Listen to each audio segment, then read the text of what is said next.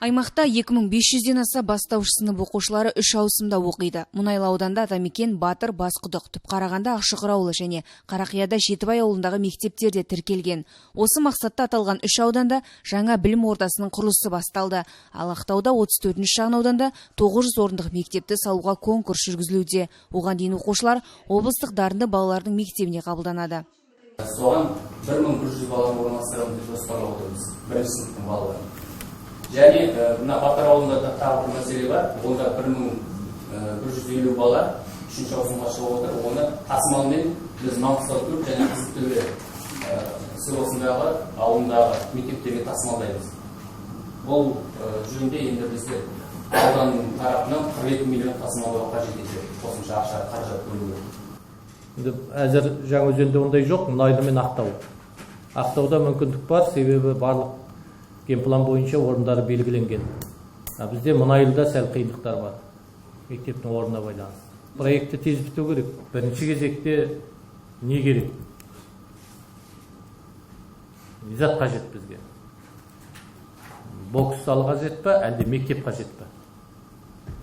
Дворец школьник керек па, әлде бізге жол керек па? Газ керек па? Сондықтан оны да біз дұрыстап таңдауымыз керек. Бұдан бөлек салада кадр тапшылығы байқалады. 107 маман керек, оның ішінде орыс тілі пәнінің мұғаліміне сұраныс бар. Жаңа оқу жылына 101 түлек келеді деп күтілуде. 107 маман дейтін былай қарағанда көп емес қой, бүкіл облысқа. Көп емес ол.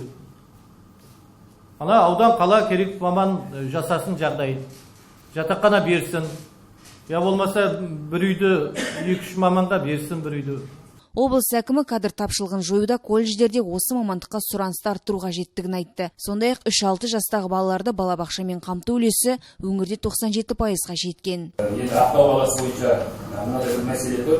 Қазір 6346 бала кезекте тұр. Оның ішінде енді қазір Ақтау әкімдігіне келесі жұмыстарды үйлестіруге ұсыныс беремін. Енді кезекте тұрған балалардың барысын құжатқа сәйкес тексеру, балабақшаларға барып тұрған балалар кезектен алып тастау керек. 3 жастағы кезектегі балаларды жекеменшік балабақшаларға орналастыру үшін мемлекеттік тапсырыс санын арттыру. Аймақ басшысы балабақшамен қамту бойынша жекеменшікке көптеп көңіл бөлу керек деді. Саладағы жағымды жаңалық 1, 2, 3, 5, 7, 8 сыныптар Назарбаев зияткерлік мектебінің білім мазмұнына көшкен. Жаңа оқу жылында 4, 9, 10 сынып, 2020 жылы даярлық сынып пен 11 сынып көшеді. Осыған орай материалдық техникалық құрал жабдықтармен қамтамасыз ету тапсырылды.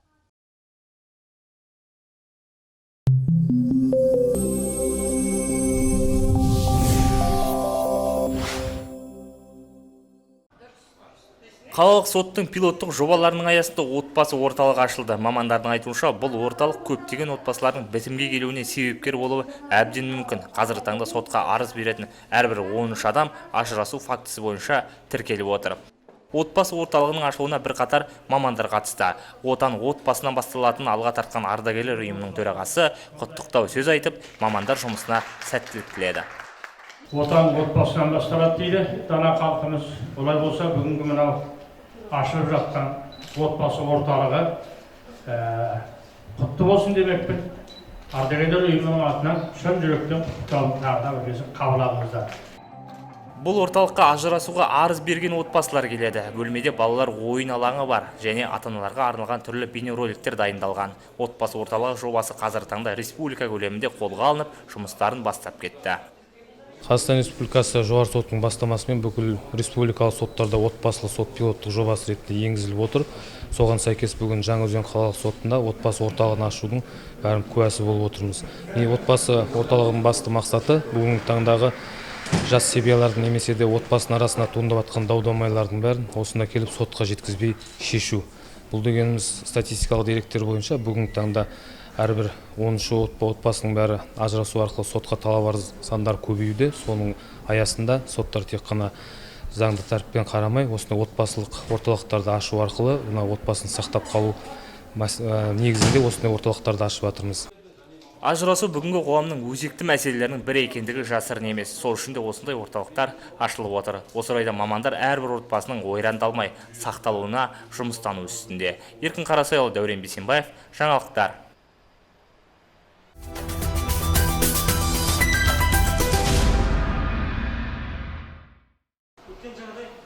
Қоғамға бой ұсыну. Осындай атаумен Coworking орталығында жасыл ел еңбек жасақтарымен тренинг өтті. Арнайы келген мамандар жастарға отбасы құндылықтары туралы кеңінен түсінік беріп, қоғамда белсенді болу секілді бағыттарда командалық тапсырмалар орындатып, түрлі ойындар ойнатты. Шараны ұйымдастыруға жастар ресурстық орталығы мұрындық болды. Бүгінгі тренингте біздің мақсатымыз осы жасыл ел сарбаздарын, қала жастарын белсенді қоғамға тарту мақсатында арнайы тренинг жүргізген болатынбыз. Тренинг барысында көптеген ойындар, түрлі тақырыпта ашық алаң өткізген болатынбыз. Алдағы уақытта осы жасыл ел жасақ сарбаздарымен квест ойындарын ұйымдастыратын боламыз. Ол Теңге ауылының және Қызылсай ауылының жасыл ел сарбаздарының арасында өтетін болады.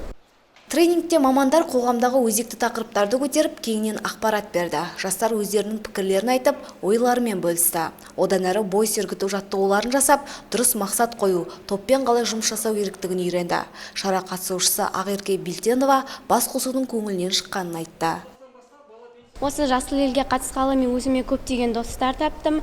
Және бүгін біз осы жасыл ел арқылы осы жерде кереметте бір тренингке қатысып жатырмыз. Бұл тренингте біздер түрлі ойындар ойнадық және де өзімізге керекті көптеген мағлұматтар алдық.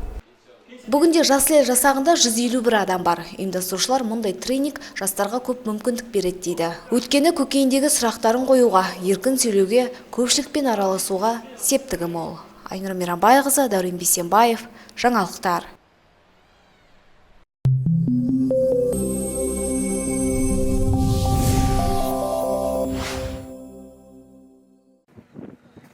Жастар ресурстық орталығының мамандары бірге таза Қазақстан республикалық акциясын өткізді. Шараға жасыл ел еңбек жасағының жастары белсенді қатысты. Олар теңіз жағалауындағы түрлі қоқыс қалдықтарын жинап, айналаны ретке келтірді. Бірге таза Қазақстан акциясы Қазақстан Республикасы экология министрлігімен ұйымдастырылған. Қоршаған ортаның жағдайын жақсартуға бағытталған экологиялық шара барлық өңірлерде жалғасуда. Игі іске қаламыздың жасыл ел жасағының жастары білек сыбана кірісті. Олар теңіз жағажайындағы шағылған бөтелкелерді, қоқыс қаптарды, тағы басқа әртүрлі тағам қалдықтарын жинады. Осы теңіз жағалауын таза барысында өзімізге көңіл болып, біз рахмет айтамыз осындай жастар орталығының ұйым басшыларына. Шараға барлығы 50 белсенді қатысты. Нәтижесінде олар 1 тоннаға жуық қоқыс шығарды. Мамандар акция басқаларға үлгі болса екен дейді. Себебі қоқысты біреулер жинаса, қоғамдық орындарды шашып кететіндер де кездеседі.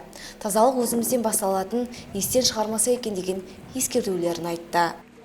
Мына тұрғындарға айтарым, Каспий жағалауын таза ұстауын, ішіп жеген тамақтарын өзінің арналған ящиктеріне салуына ықпал етуіңізді сұраймыз халықтан. Сондықтан да мынау еңбек жасақтарында жүрген балдарымызға, студент қыздарымызға алғысым мың алғыс. Сондықтан бізбен бірге болып, осы шараның арасында көмек көрсеткен мекемелерге мың алғысымды айтамын. Ұйымдастырушылар мұндай акция қаламызда алғаш рет өткізіліп отыр дейді. Олар тұрғындарды белсенді қатысуға шақырды. Жасыл ел жасағының жастары алдағы уақытта қала көшелеріне, ауыл мен саябақтарда тазалық жұмыстарын өткізуді жоспарлап отыр. Айнұр Мейрамбайқызы, Баққали Зиядинов, жаңалықтар.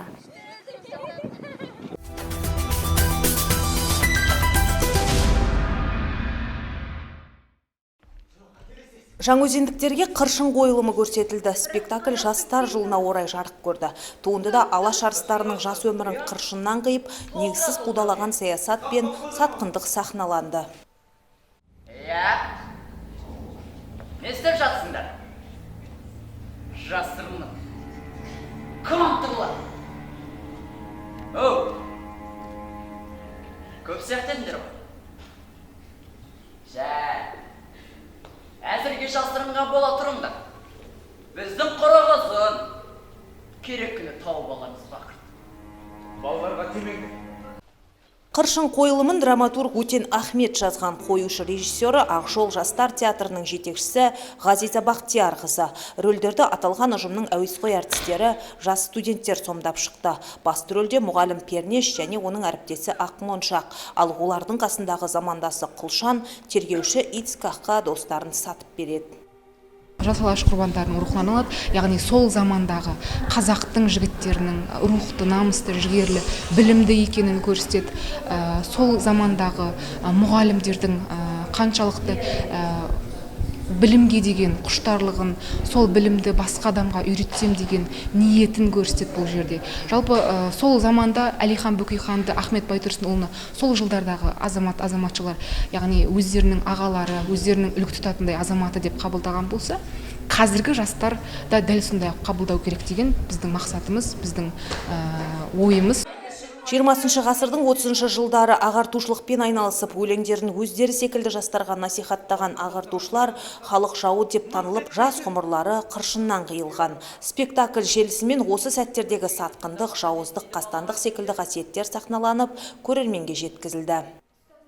Осындай керемет рухани адамға ой беретіндей, ой салатындай, басында айтып өткендей, театр бос сермек, ойын күлкінің орны емес деп.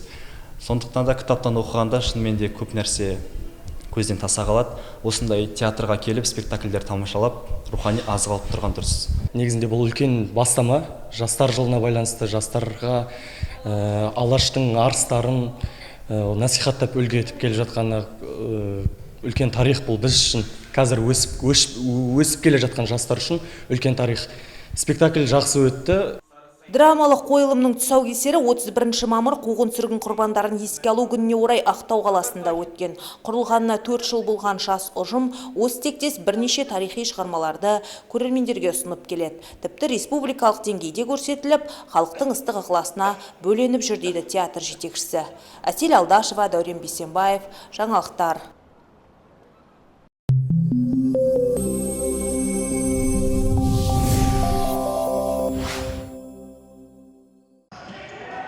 Жастар ресурстық орталығының ұйымдастыруымен шағын футболдан қалалық лига өтті. Додаға 18-29 жас аралығындағы жастар қатысты. Барлығы 16 команда өз арасын қатысты. Қорытындысында бірінші орынды Қыран, ал екінші орынды Олимпик командасы иеленді. Ал Жалын тобы қола медальді қоржынға салды. Бас жүлдеге әкім кубогы мен 100 000 теңге қаржылай сыйлық берілді.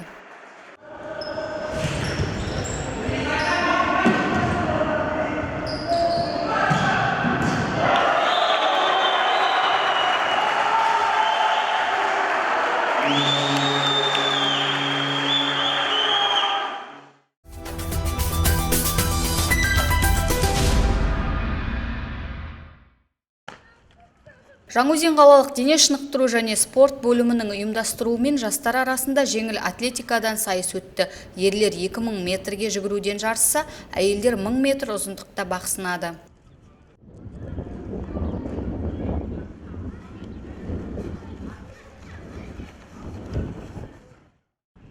Шынықсаң шымыр боласың демекші өз денсаулығына мұқият қарайтын жас буын өкілдері спорттық шараға белсене қатысты.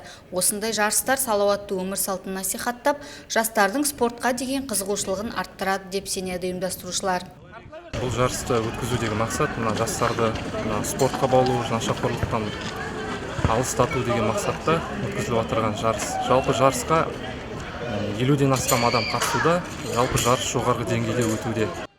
Нәтижесінде межеге өзгелерден бұрын жеткен қатысушылар жеңімпаз атанды. Жүйріктігін іспен дәлелдеген спортшылар естелік дипломдар мен медальдарға ие болды. Айжанат Қазиева, Баққали Зиядинов, жаңалықтар.